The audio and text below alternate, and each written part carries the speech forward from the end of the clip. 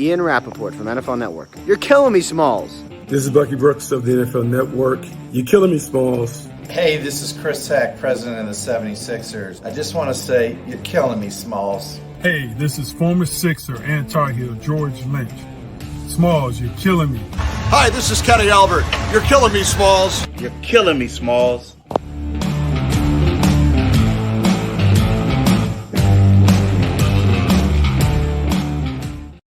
Everybody, welcome to another episode of the Killin' Me Smallz podcast. I am your host, Mike Small. You can follow me on Twitter at Real Mike Small. And the guy next to me is somebody, if you're an NBA fan over the age of 20, I think, you probably know who this guy is. It's the great Peter Vecsey.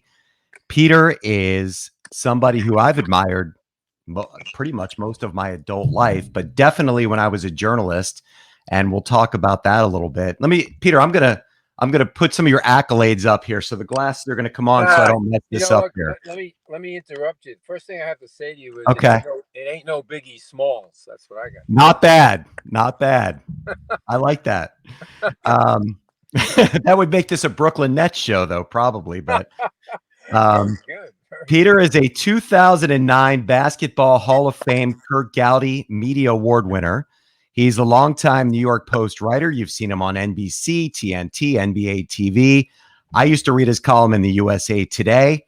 He created some of the greatest NBA nicknames of all time, some of the most irreverent nicknames of all time. My favorite, I think your best, is Larry Legend for Larry Bird. That's definitely the best one. But the funniest ones are Spawn Kemp, Sean Kemp, who's got 80 children or something from 50 different women. No. Joe... that's a little off. Joe Barry Apathy, or Joe Barely Cares for Joe Barry Carroll. Spencer Deadwood, Driftwood. Pat Shortcomings. And, of course, Pee Wee Vermin. Peter was the best. Dr. J was the best man in your wedding. So Sixer fans would be interested in to hear that. Peter, welcome back to the Killing Me Smallz podcast. You're probably the only one I've done twice. So, well, we didn't scare you off too much last time. You caught me off balance. Or you probably didn't remember you did it with me till just now. No, you reminded me, and I really tell people I don't like to come back to the well for the second time, but I always feel like it's, a lot of repetition. But, stuff has happened. But let me warn you, I'm not following the NBA all that closely. I didn't follow it all last year. I was angry at a lot of different things that were going on with the NBA, but I did watch. We can talk about that too. What's that? We can talk about some of the things that have made you angry about the NBA. I'm very interested to hear about all of your takes. Yeah, but then I watched the playoffs. I enjoyed them. I enjoy a lot of the players that I, make sure I try not to miss.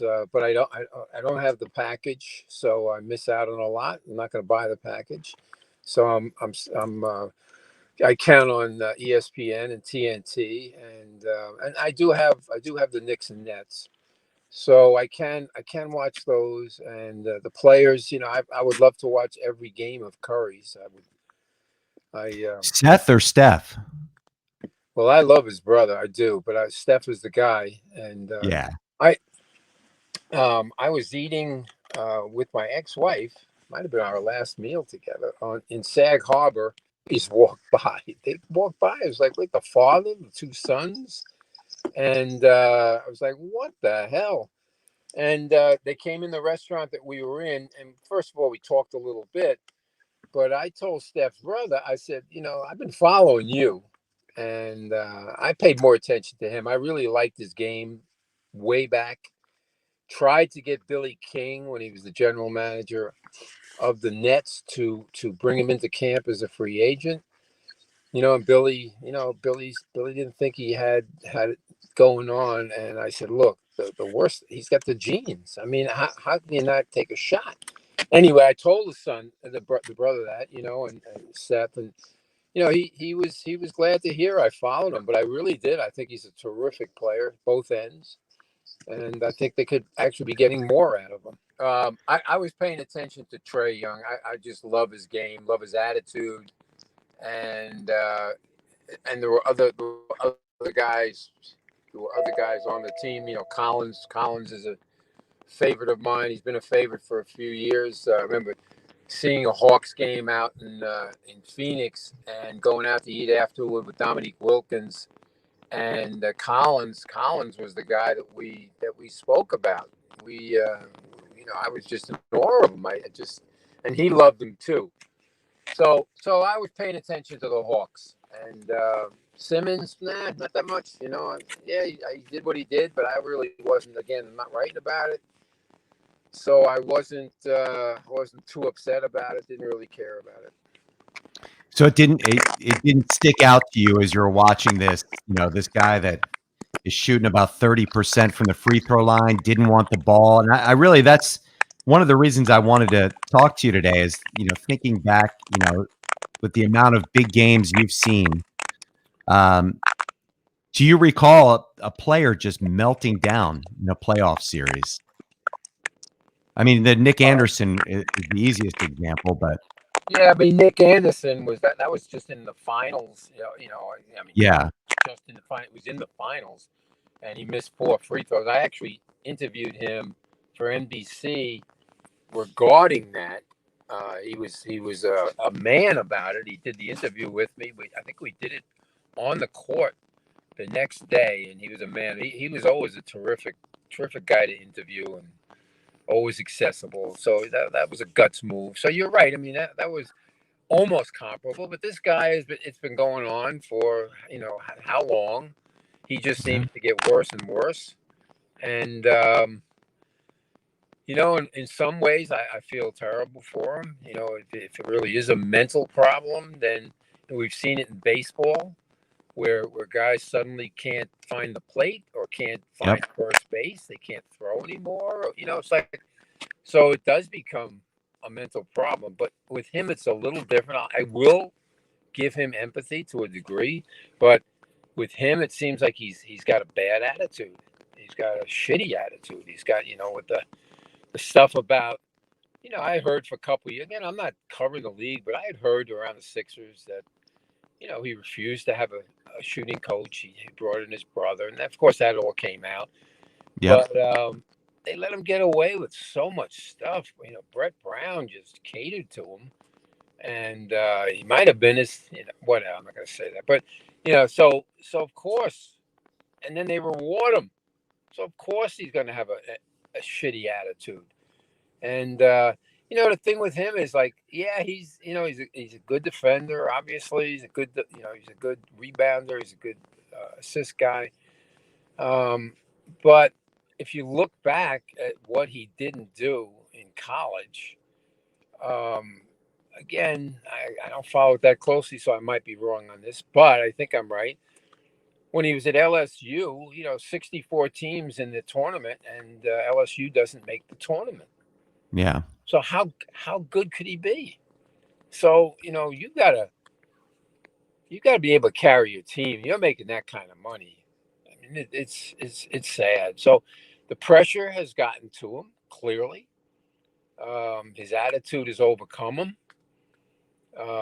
So, he's who knows where this is going to go.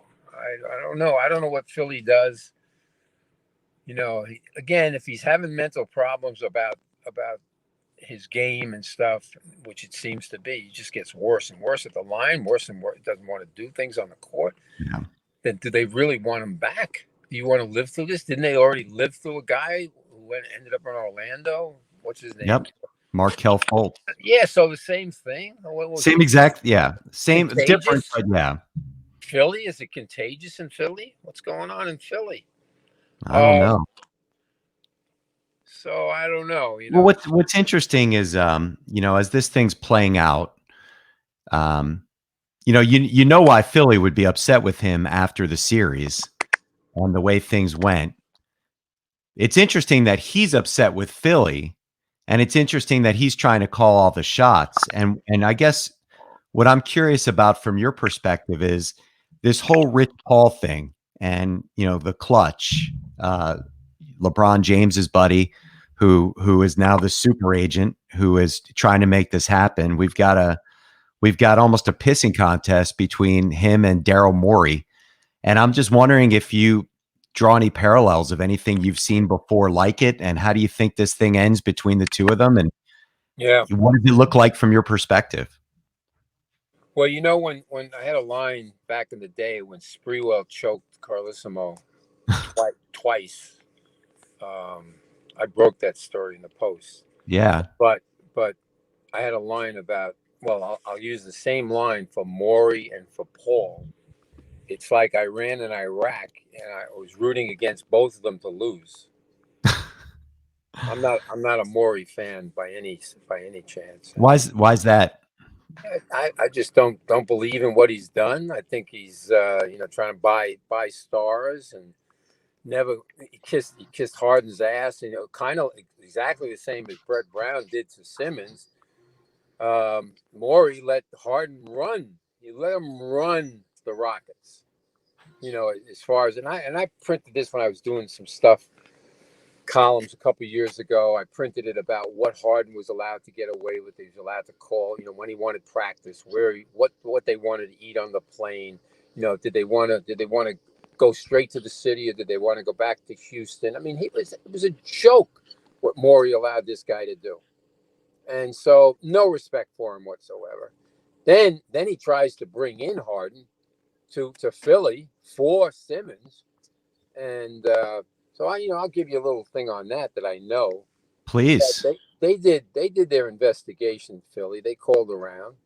I'm not going to tell you who they called, but they called around about Harden. He's mixed up with people in Houston that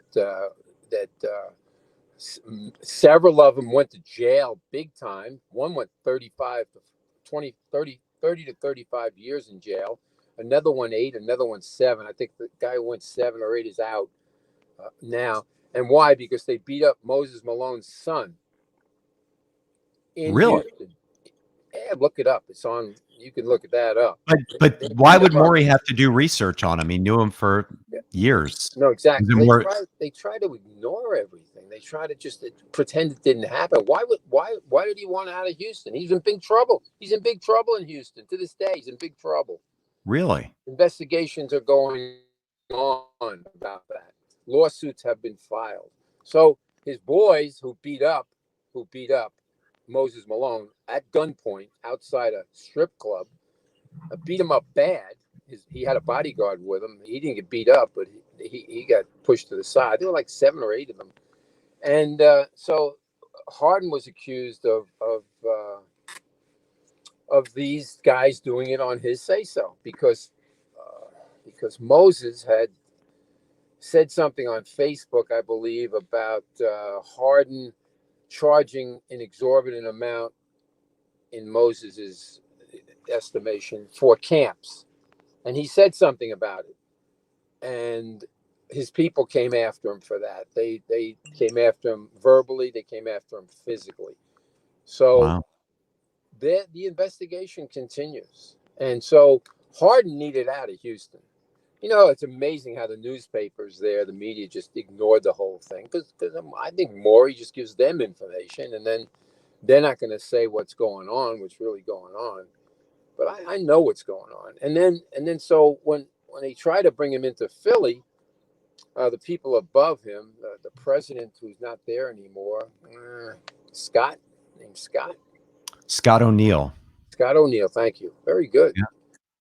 He investigated. He called people, and he found out. He found out what was going on, and he killed the deal. That was it. Now, and you think that's why Scott O'Neill's not here anymore? No, he had already decided. Yeah. From what I was told, he'd already decided he was leaving. He waited until a certain time when his contract was up, and he got a tremendous amount of money, millions and millions of dollars when he left as part of his deal. So no, he was already out. But that the owners listened to him, and that's why the Simmons deal didn't happen with Harden. And so, Maury knew. And, I don't know, seriously, if the Nets are watching this might be the first time they find out about it, because I don't think they did their investigation on Harden. Everybody looks at, everybody's saying now that, well, Harden's in a funk because they changed the free throw line. I say he's in a funk because shit is happening around Houston that is affecting him. Wow. You know, the word here That's from it. That's all I got. That's all. Yeah. No, that's pretty good. The word around here is that Morey thought the deal was done, was high-fiving people in the executive office, and then saw Woj or one of those guys report that Harden was going to the Nets. So that's interesting. I don't know if you heard that. No, I never knew that. And that's interesting that. That's just some of the stuff that we've heard scuttlebutt, but nobody honestly knows. But getting back to the Simmons thing, do you recall a situation where a guy who just signs a max deal has 4 years left and then decides he wants to go and then decides to hold out like this? I was trying to look it up and I couldn't find any historical perspective. And I thought maybe, as we joked on Twitter about, you might have one off the top of your head. Yeah.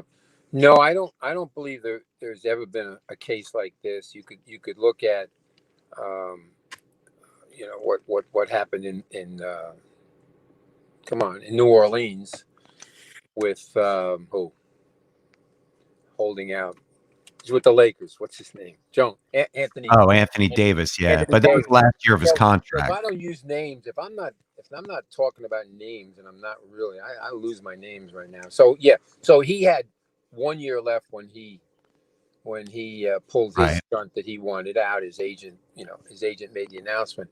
But I don't know if you realize that back in the day, there were many players, many superstars that maybe not even superstars that held their franchises, their teams hostage by threatening to not report to camp, not to play in the playoffs, a lot of different things that were going on. And then the union made a deal with the league that this stuff is over. No more of this. They're not allowed to do it. The union's behind that.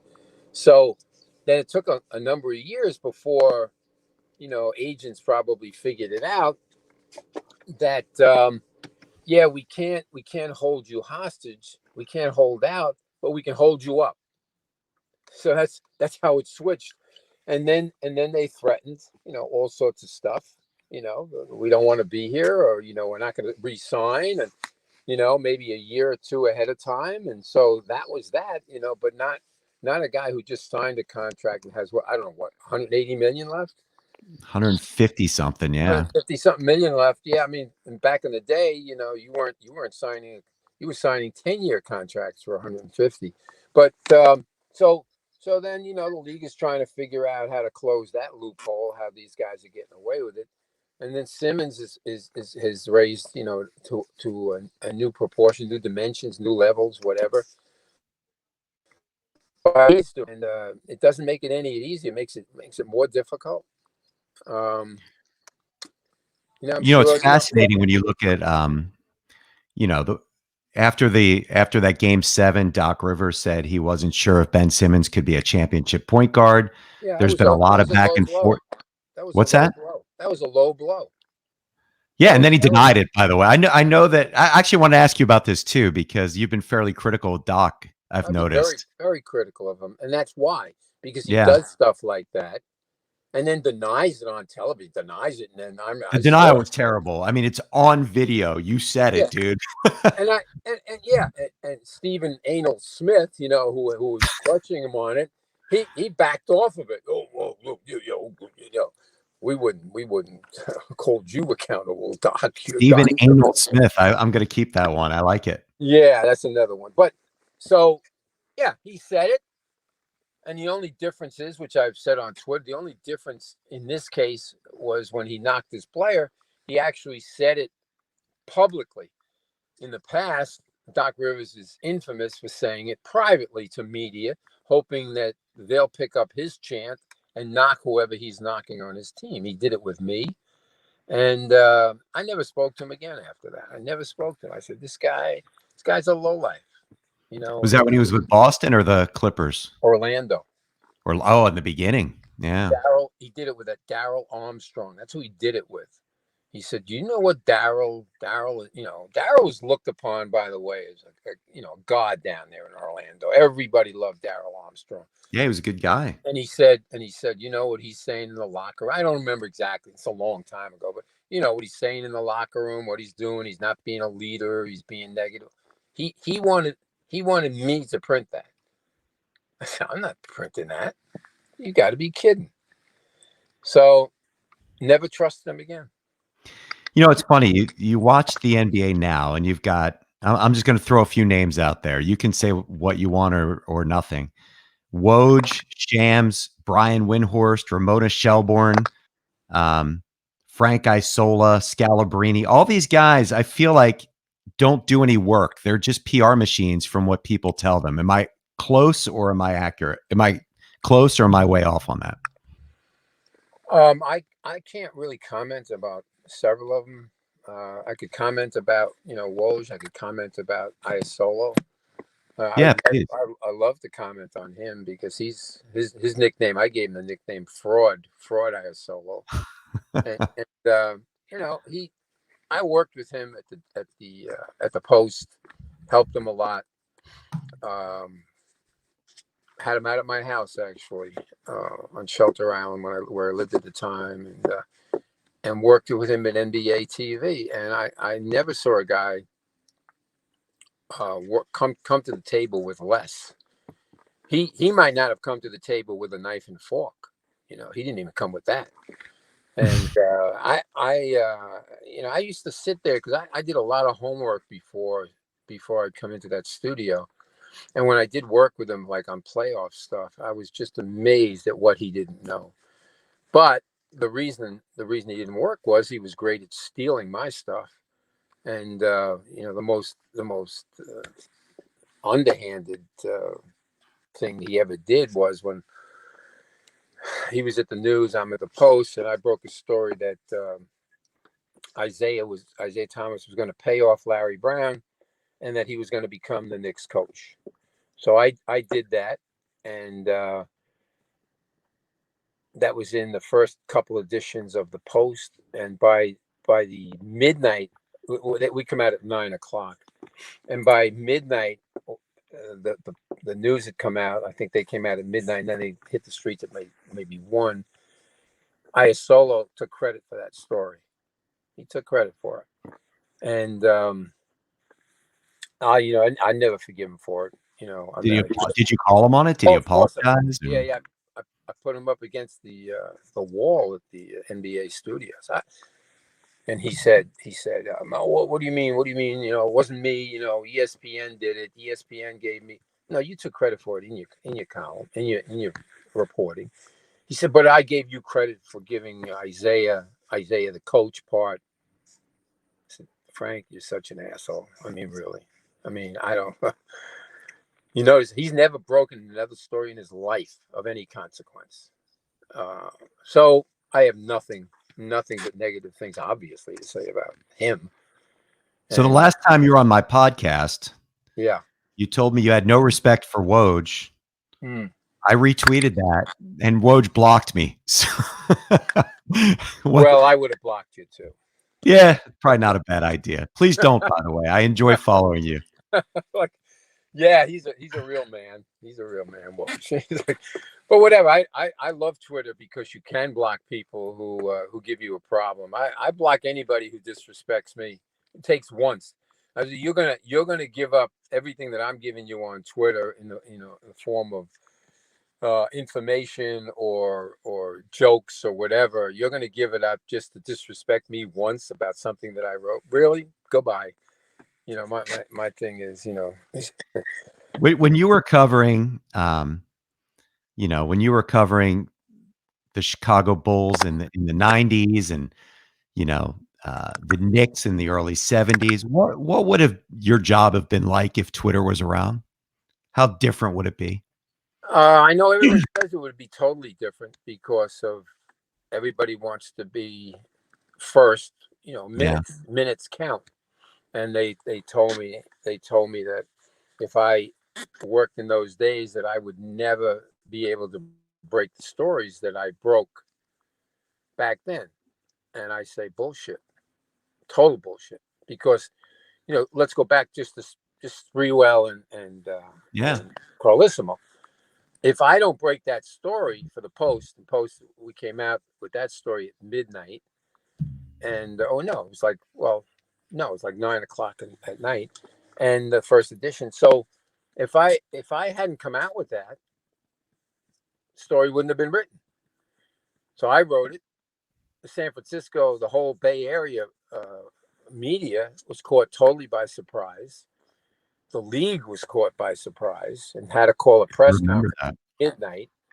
And I maintain, had I not written it, they would have tried to bury that story. But so the media was dependent on my story. They had to use everything. There was no way that they could get anything more than what I had. They couldn't even get what I had. So they had to use everything I had. And I was very proud of that to this day.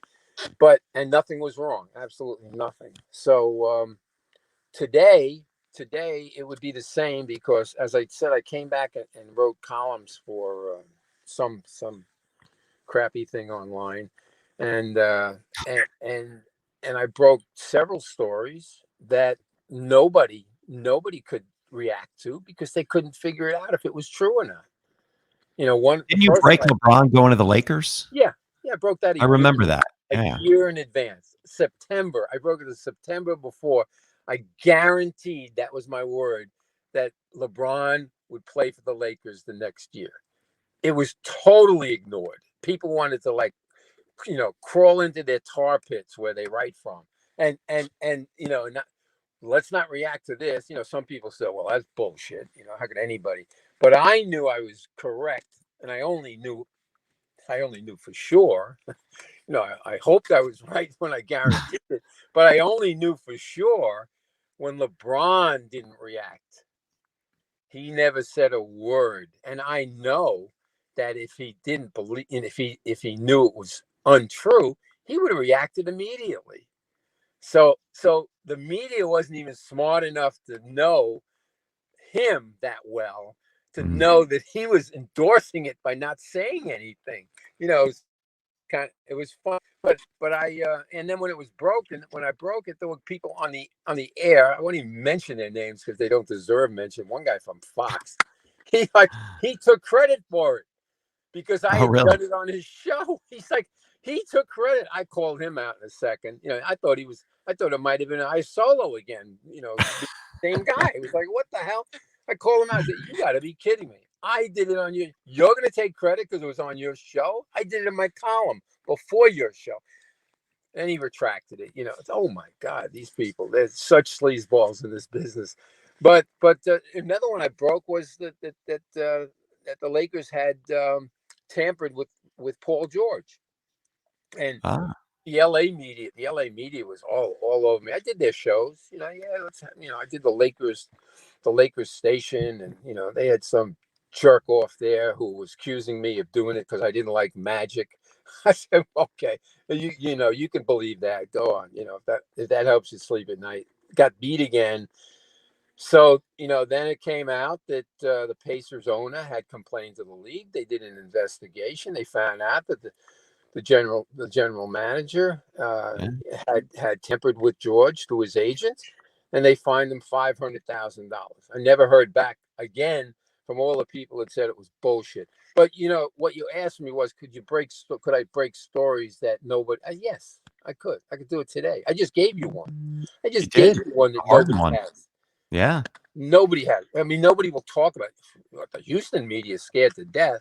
I'm going to take credit for it, by the way. That seems to be how this works. No, you can have it. You got it. Biggie Small. I'll give it to you. I'll give it to you. So very, very good, man. Very good. Thank you. Two questions for you. One, LeBron James. I've got my own opinions. I'm going to hold them. I want yours. When I think about Magic and Bird and Jordan and, some of the great superstars in the past, and I'm not asking you to compare Magic. I'm not asking you to compare LeBron from a playing perspective, but as a guy to cover perspective, with who he is and how he handles himself. What are some observations you have? He's never done anything wrong. Certainly No, you talk about no. his political stance might be completely distorted, on certain situations. But I'm not going to get into politically with him. I think he's done a great job as an ambassador for the league. Yeah, he's jumped from team to team, but that those are the rules. He never broke the rules. He waited till his contract was up. He didn't demand to be traded. He won championships. He's the best player on teams. He's one of the best of all time. I have nothing really negative. Think he's a little thin-skinned or no? Is he thin-skinned? Yeah, I think he is. Yeah, but he's overcome the habit of biting his nails on the bench, and I think that's important. But I think that in the beginning I had a problem with him because I'm going to tell you what I know, not what I was told. What Okay. I know is that my son at an all-star game. I'm not sure how old he was at the time, but he's 33 now, so I figure it out. I don't know. I think the all-star game was in L.A.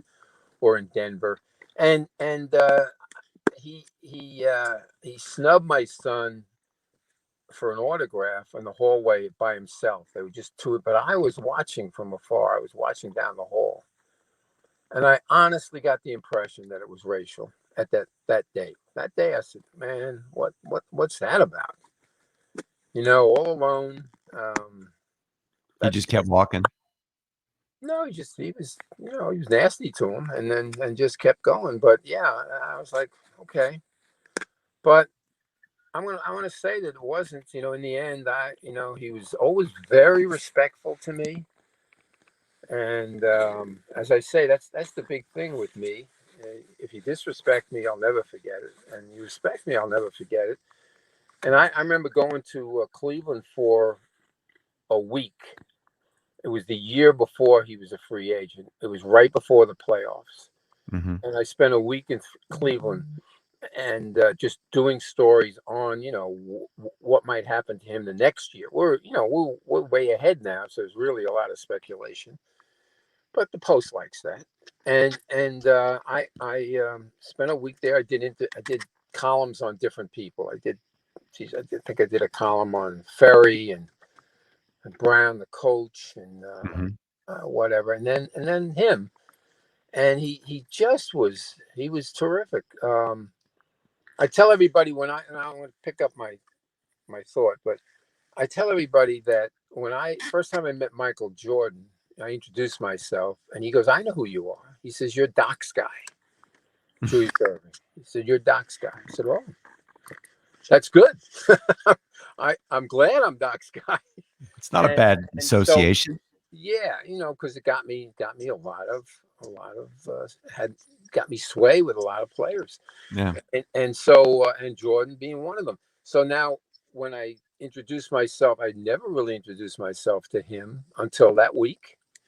He really wasn't around him that much, all-star games and stuff. And I introduced myself to him, and he said, "I know who you are." So that made an impression. I can be bought with that kind of shit. That's how I got you on the podcast. It really doesn't take much. You're pretty easy. Oh no, I'm easy. You're very easy. So he brought me places in practice. I got into practice, and then he brought me into the place where there was a great place. They had a cafeteria to eat right next to the practice. He brought me in there where no media member was allowed. And I did my interview in there with him at a table eating and stuff like that. So it was like that kind of stuff that made, every writer would feel the same way, if they're treated so well. And, the Cavalier publicity department was not happy about that because now, he was separating me from everyone else. And he gave me great stuff, but he didn't give me the bottom line. But he gave me great stuff. And so what else can I tell you about him? I got a good story for you about a young 24-year-old journalist that got snubbed by Michael Jordan, but I'll leave that one out for next time. That would be how did he snub you? Story for me. No, how did he snub you? Last question for you. But I love Jordan, by the way. Last question for you. Last time we talked, I told you have all these stories, and you told me you're working on a book. That was over 2 years ago. I don't have any hint that this book's even close. What's the deal? Yeah, I wish I could tell you why. I just can't sit down and do it. I've been rejected, and Really? yeah, I've been rejected by like 12 publishers who, yeah, we love. Seriously? To be honest, we Some of love. the garbage that's out there now, and you're getting rejected with all the stories you have? Yeah. Well, I maybe didn't do it correctly. Probably didn't. I understand what they're saying. I handed in too much Jordan stuff to him at a time when the Jordan fake doc came out, and so You didn't enjoy that, The Last Dance? no, I like certain parts, but I like Michael, exposing himself as the brutal bully and braggart that he is. I like that, but because we saw that. All you had to watch was his Hall of Fame speech. That's all you need to know to get Well, that. say the same thing about my Hall of Fame speech. We were in the same year, and I felt that he stole my Hall of Fame speech. I felt that he took my attitude and just went to his to his stuff. But what was your question? About where's the book? Oh, the book. So anyway, the publishers tell me, we really love your writing, but just too much Jordan stuff. And I gave him great stuff on Bird, which to me that would have sold it immediately. I have anecdotes with Bird that are they're fabulous. So I said, okay, too much. I didn't tell them everything I know about Jordan because I couldn't do it. I wouldn't. If I told them everything, I'm giving it to 12 publishers, and now it's not going to leak out what I say. Well, I said you didn't tell us anything. I'm not going to tell you anything until you give me some money. I'm not going to do that. So we were at an impasse. One guy told me he loved my stuff, but he said I wrote too much like I did in my column. That's why we would buy it. Yeah, I said it is the same person, Yeah. Wait a minute. Oh my God, I couldn't. And he said he didn't want anecdotes. This is a big time guy too. He said we don't want anecdotes. We want a theme. I said my theme is anecdotes. That's my life in the NBA and the ABA and Rucker and stuff. I can't organize it any better than just. And then at the end of it, we had like a 2-hour meeting in Sag Harbor, my favorite place. And at the end of it, he was telling me, "Oh, did you ever read Loose Balls?" And I said, "Yeah." I said, I read it. It was written by a guy who never covered the league, so all he did was do anecdotes about the ABA. And he said, "Yeah, I loved it." I said, "Well, hold on a second. You love Loose Balls because of the anecdotes, but you don't want my anecdotes?" I said, "Well, we're out of here. What kind?" I think you need a new agent, to be honest with you, because I think you need an agent to do this for you. I have People agents. want this stuff. I have agents. I won't say I've turned down a lot of money. I have. Well, give me. You know what? I know you're going to say no, but I'm going to ask anyway. Give me one story about Michael Jordan that nobody knows. No, I'm not going to do that. I have to try, right? No, I will say that he lied consistently throughout the doc. He lied consistently. All you got to do, look up Michael Jordan, what he said about. Let's take one thing. Let's take the freeze out, the alleged freeze out, which was my story by With the way. Isaiah. Yeah, that was my story. The All-Star game. So the alleged freeze out. He said he had no problem with it, no problem. He didn't believe it happened. He said blah blah blah. Then you go online, you look at his quotes about, what he thinks of Isaiah for trying to freeze him out. Then they played the Bulls. The Bulls played the Pistons the very next day. He got like 55 against Isaiah. Not guarding him, but so he contradicted himself so many times. But they didn't want anybody on there who could call him out for contradictions. A lot of contradictions regarding the Dream Team. Not going to tell you that, but I know it. And so, it'll make for good reading. But I got to tell you, I'm 78 and I'm not so sure I'm ever going to do that book. But what I am thinking about asking guys like Isaiah and Jordan and Magic and stuff, if they'd like to pay me not to write the chapter about them. Well, if one of them see this as a result of the podcast, I'm taking my 10%. Okay. Okay.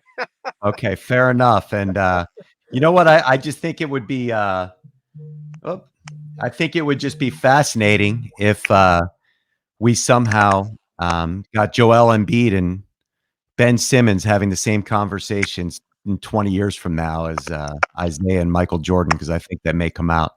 Peter, I can't thank you enough for being on the podcast. It's always a pleasure. I'm going to talk you into a third time. I know that you hate the idea, but I'm going to do it. I'm not going to do it in a week or two, but it's going to happen. But if you enjoyed this podcast, please subscribe. Yeah, I enjoyed it. Look, I'll do the third one after I write the book. What if I help? All right. We'll have to talk about that one offline, because you know I was born on a day that ends in Y, but I wasn't yesterday. So exactly. Please subscribe to the Killin Me Smallz podcast. You can go to the Painted Lines on YouTube or follow me on Twitter at Real Mike Small. Peter Vecsey, thank you very much, everybody. We're going to have more on this Ben Simmons thing as it arises. Peter Vecsey, I love it. Thank you. Take care. Yeah, your shit is good, Mike. It's good. Thank you, sir.